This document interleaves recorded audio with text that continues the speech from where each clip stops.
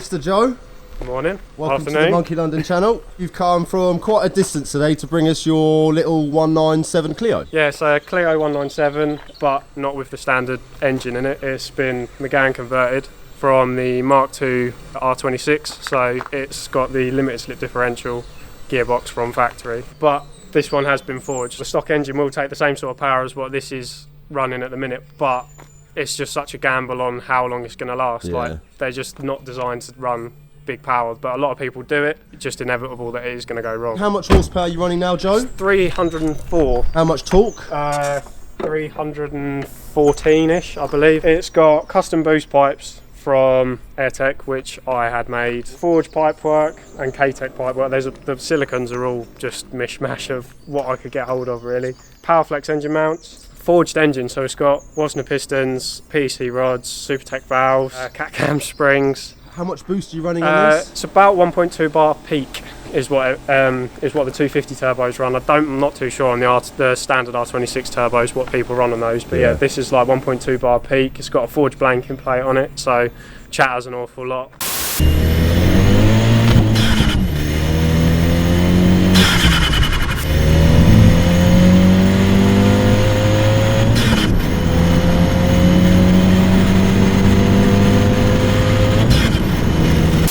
630cc injectors, again because you have to go for the larger injectors to get the power out of it. A different fuel pump?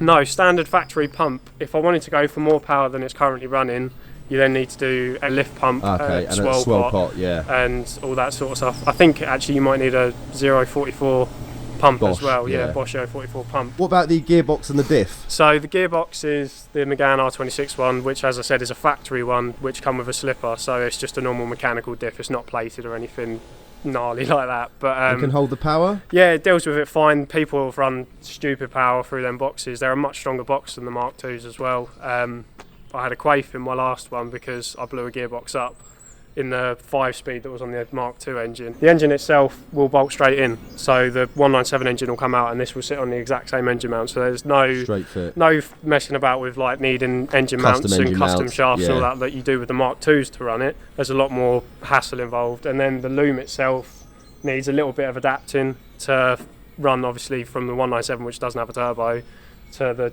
2-litre turbo. You need the different sensors and boost control bits and pieces added in. Got you. So it's got some loom adaptions, and then it runs the R26 ECU, which is factory, and that'll talk to the standard internal ECU for all of the controls inside. It just they need to be coded together, which Engine Dynamics did mine, and they also did the mapping. The exhaust is a 3-inch turbo back from Scorpion. They actually made a Megane engine swap fit exhaust system, like a specific kit. because they're that common now that there was obviously a demand for it. So they made an entire turbo back system, which is 3-inch, because I think most of the NA stuff is all like 2.5, 2.75 tops. Which is a bit too restrictive. It doesn't need the flow on an NA, so they've obviously made it work for the turbo.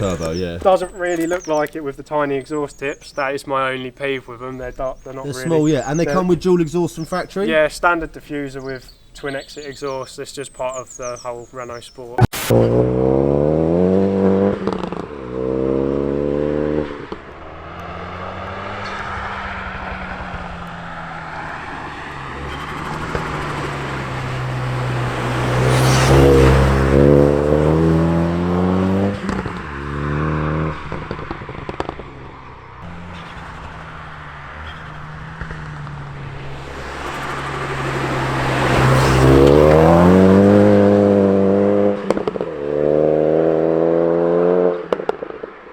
This isn't a regular 197, is it? No, it's the 197 F1 edition, hence the little stickers. Badge, they're not just me putting them on it. That was a factory thing. They did roof stickers, door stickers, and boots, and like rear bumper and front bumper stickers. But the difference with these to the normal 197s is the cup chassis on these, which is they're slightly more rigid shocks and springs and stuff. But once you start fettling with suspension and stuff, you're kind of undoing what they've done the research on. So fundamentally the same.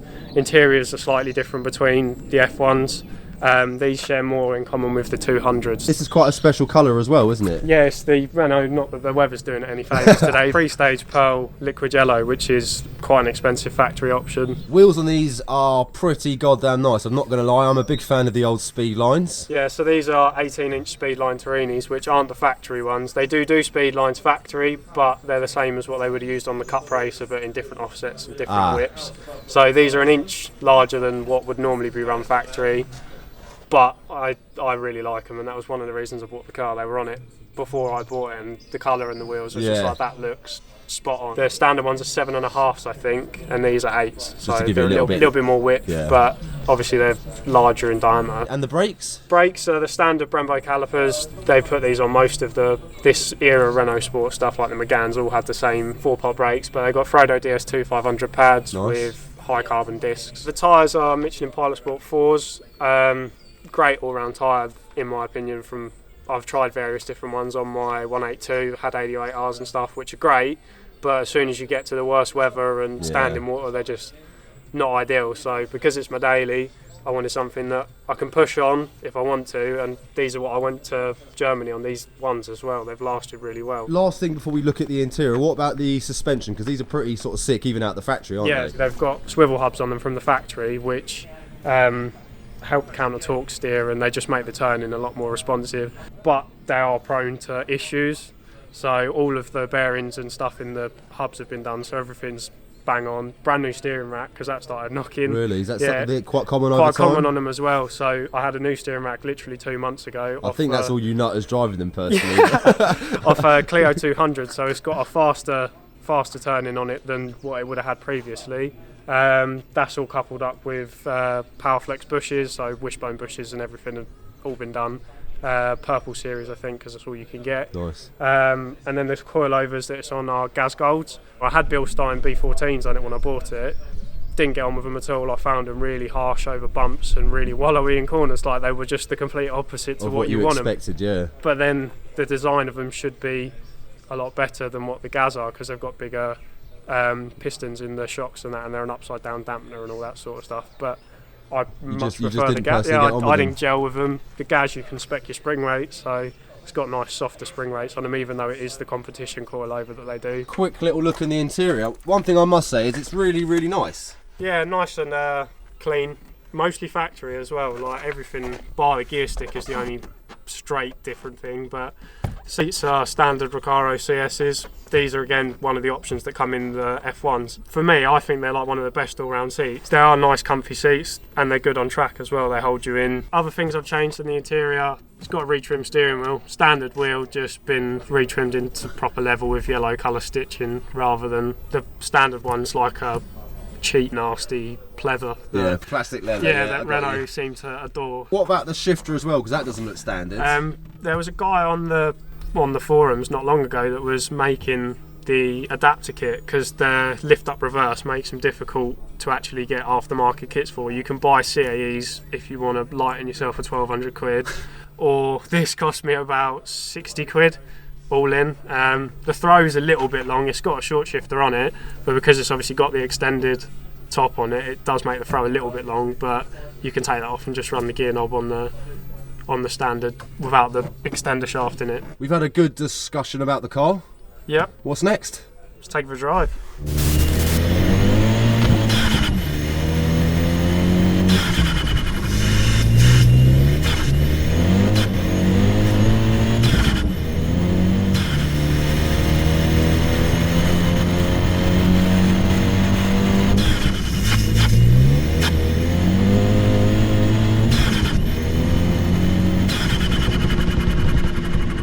Suspension isn't overly sort of stiff. I mean, it's definitely, I can see why you daily it. Yeah, it's livable as it is. With the Bilsteins, like I was saying, I've changed to the Gas now. These have got solid top mounts, which you would expect to be instantly like rock hard everywhere, but with the softer spring rates, that kind of counters not having the softer top mounts that they would have. Dampens it out a little bit.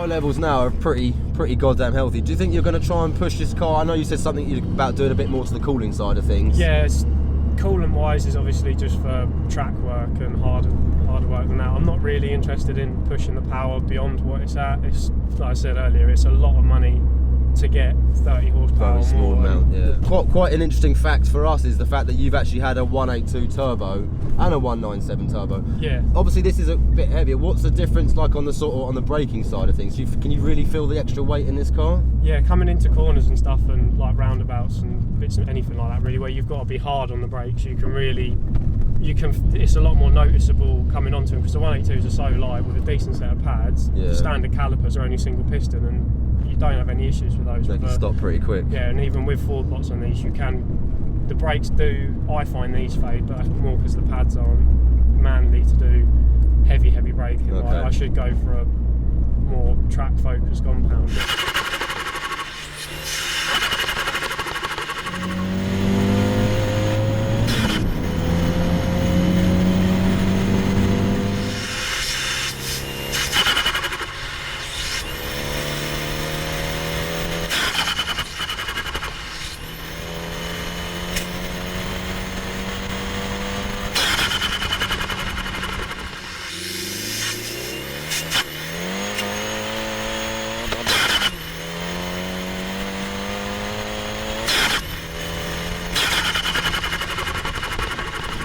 Quick, but like you said, you're exactly what you said earlier, because it's so refined in here.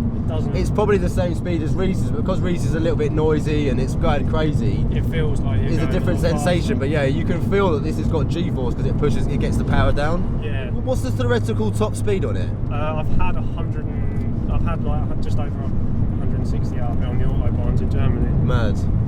It does, to be fair, over like ton 30, ton 40, it starts to struggle a bit, but it's not a top-endy car like the turbo and that, and the cams. It's not designed. None of it's set up for real high power. So I had to play with TTRS on the way home from work yesterday. And they're not slow. What, they 400 brake? Give or take, yeah, and obviously four-wheel drive. Yeah, quattro. He went to overtake a couple of cars, and I pinned it at exactly the same time, and he didn't really. He got away. Obviously, he's going to pull some, but it wasn't. Big power, like yeah. The distance was marginal, and I bet he was like, "Why the fuck is this Clio sitting on my bumper?"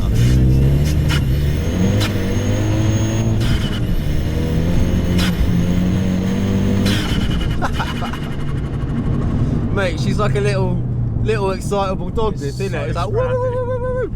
Loves it, man. It's like a little scrapper.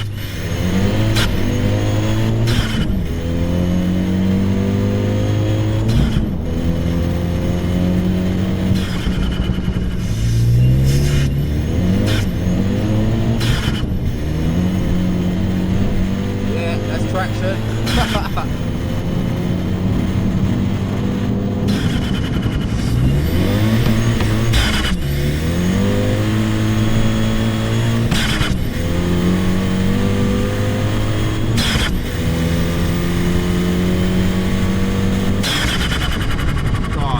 Gets the power down. Now we're on these sort of more B roads, you can really kind of see where this car comes alive, can't you? Where it's in its element. Yeah, God, handling is superb on this, man. It really is. Poor Joe really wants a nice dry day so he can really show us the handling characteristics, but even for a greasy day like today, man, it's fucking grippy. Tyres certainly make a big difference, yeah. I used to run semi-slicks on my 182, and as soon as it was like this, if you tried to push even half as hard, it was just... Yeah.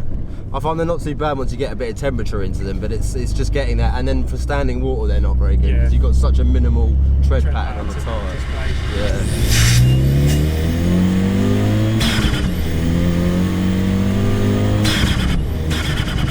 As you guys can see, we are kind of lacking a little bit of light now. That's one of the issues with filming in winter. I hope you guys enjoyed this cheeky little video. Massive thanks to Joe for bringing down his wicked little 197. Joe's got an Instagram account which you guys can check out down here. If you want to give him a follow and check out his build progress, feel free. As always, hope you guys enjoyed this cheeky little video, and we look forward to seeing you soon. Bye.